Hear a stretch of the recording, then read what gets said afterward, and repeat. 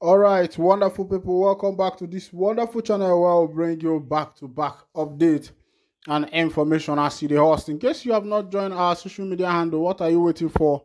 Kindly go ahead and subscribe, like, comment, share, and also remember to on your notification button so that whenever our news drop, you will be the first. We'll collect them. Let's go down to the news proper as it the host. It don't share. As it be now, breaking news, the governor of Imo State, Hope Uzodinma, has denied allegations claiming that he is frustrating President Bola Tinubu's effort to release the leader of the indigenous people of Biafra, mazi Nnamdi Kanu. The governor accused the People's Democratic Party of using the false report as a tool to soil his reputation ahead of Saturday's governorship election in the state. Speaking via a statement issued by his special advisor on public communication, Collins Wala, Uzodinma claimed that the PDP had resorted to blackmail after realizing that they might lose the upcoming election. He maintained that the story of him preventing Tinubu from facilitating Kanu's release is entirely false. Uzodinma lamented that he knew that the opposition was capable of anything but had no idea they would resort to cheap blackmail. The statement reads in part, "We know that the disgruntled opposition party can do anything, including supporting or sponsoring terror in the state, but we thought the party still had some shame. However, the recent desperation to blackmail Governor Hope Uzodinma with the fake story that the governor is blocking the release of mazi Nnamdi Kanu shows that the party is capable of doing any evil without scruples." In a fake story titled Uzodinma blocking the release of mazi Nnamdi Kanu, Tinubu, and being circulated by the PDP and their agents, the party falsely accused the governor of blackmailing the release of mazi Nnamdi Kanu. The story is false in its entirety. Not only did President Bola Ahmed Tinubu not make the statement they falsely credited to him, the governor never made any move to block Kanu's release. Neither did he reach out to the president not to release Kanu. There is no reason for such a move whatsoever.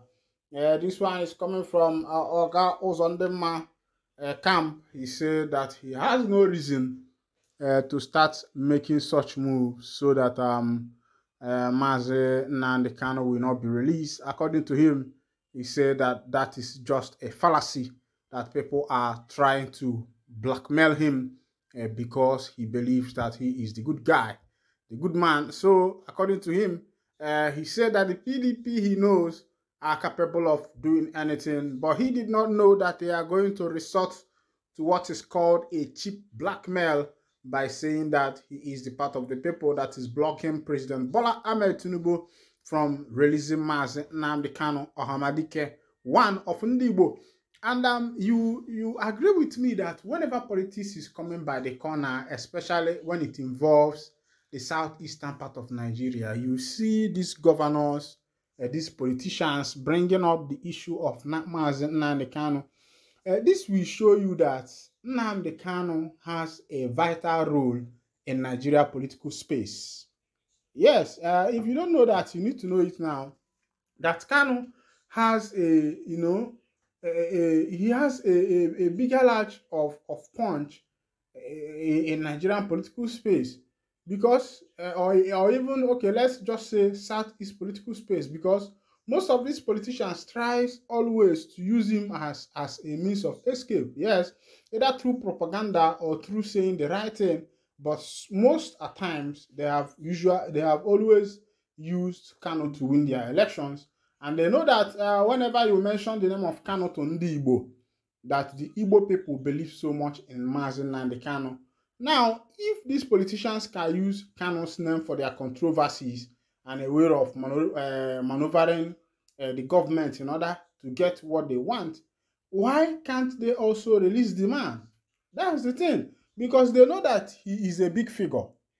No, if you look at what is happening in Southeast political space, you find out that mazi Nnamdi Kanu is playing a vital role there. He's playing a vital role. I won't lie to you.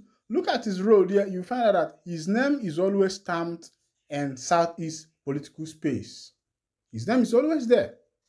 And if these politicians don't call the name of Nnamdi Kanu, they have not started politics. I don't know if you have observed that. If they don't call the name of Kanu, they have not started politics. Yes, because the guy is more like a way maker for them. Each and every did you watch what happened in Anambra State election in the first time this man Soludo was elected into office?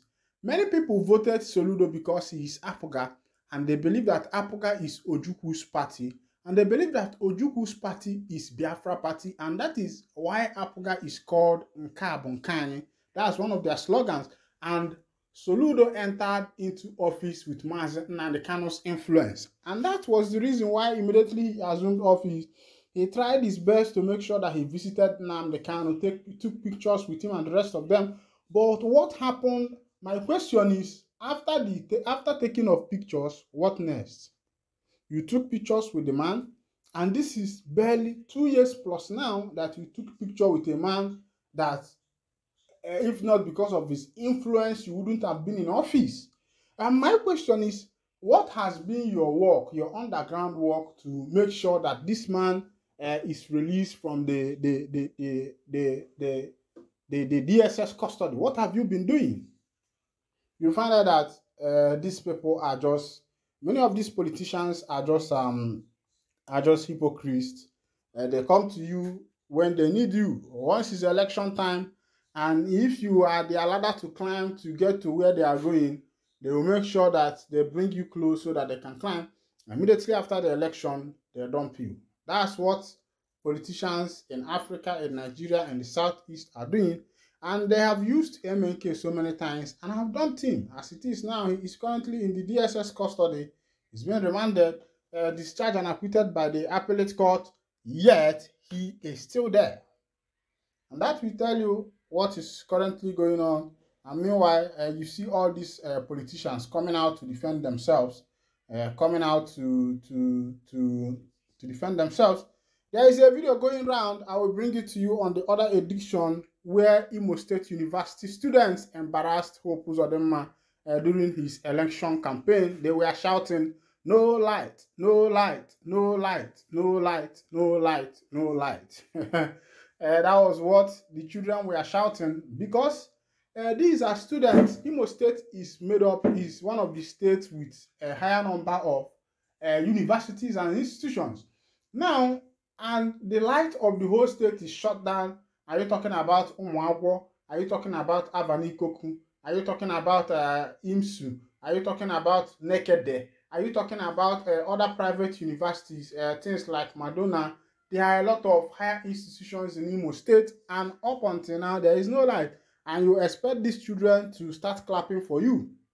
Do you know what these kids are suffering just to take bath? So now, I heard that people in Imo State, you can only take bath once in a day because your neighbor you are going to collect water from does not have water. And as it stands now, Labour has closed the supply of food, the supply of fuel, the supply of goods and services in Imo State.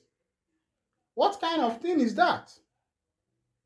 Now, the governor did not deem it fit. He did not deem it possible to sort out these things before carrying out his campaign. Whatever be the interest of this Labour, governor, why don't you sort this thing out? If you really want the people's mandate, you go and sort it out for the people. In your state, there has not been light for in your state, there has not been light for such